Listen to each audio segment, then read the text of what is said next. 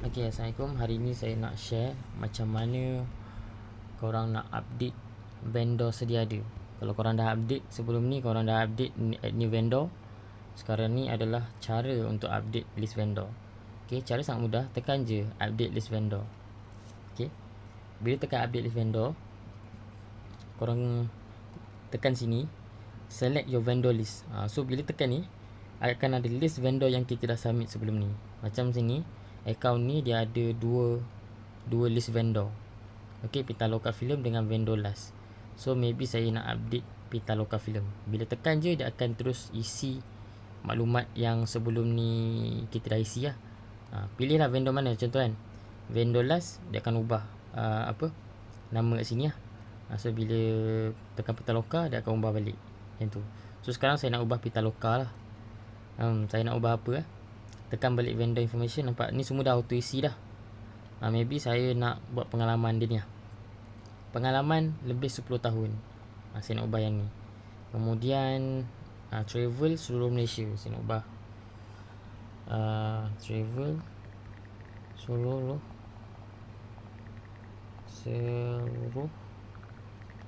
Malaysia. Maybe luar negara ke tak tahulah, tapi ni lah, ni maklumat dia nak update. So pergi kat YME pun kenapa pilih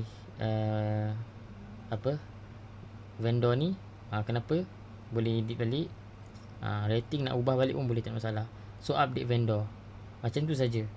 Bila dah update vendor, telah vendor berjaya. So back to list vendor. Bila tekan sini, dia akan balik ke ni. Nampak Pitaloka ni, nampak ni, tadi saya dah ubah kan, Selangor dan Kuala Lumpur and travel seluruh Malaysia. Nampak dia dah auto ubah, instant lah. Korang ada account yang korang boleh ubah marketing korang in real time, instant, tanpa perlu ada permission dan sebagainya.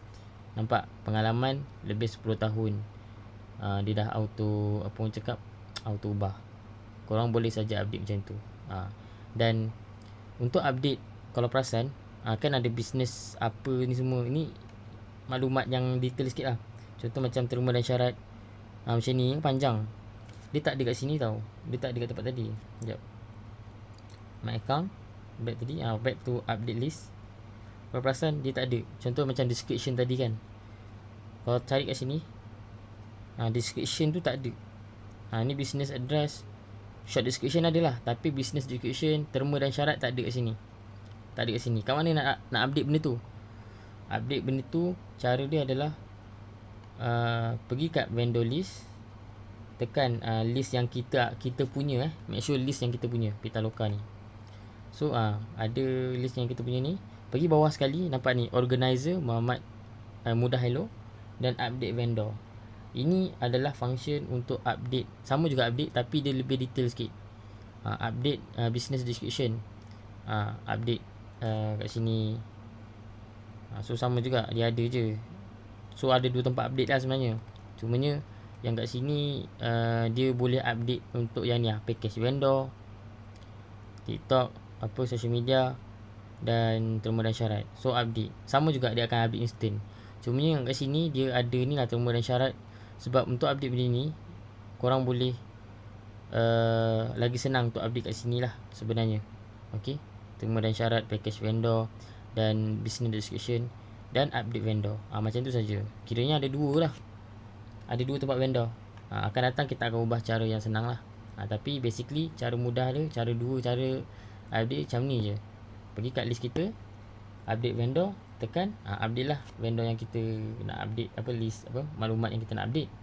Kemudian my account, pergi tekan update vendor, ubahlah maklumat, pilih vendor. Yang ni kena pilih vendor, dah pilih, lepas tu update lah, nama ke, nak ubah nama ke, semua update, sama saja. So itu cara untuk update vendor sedia ada. Okay.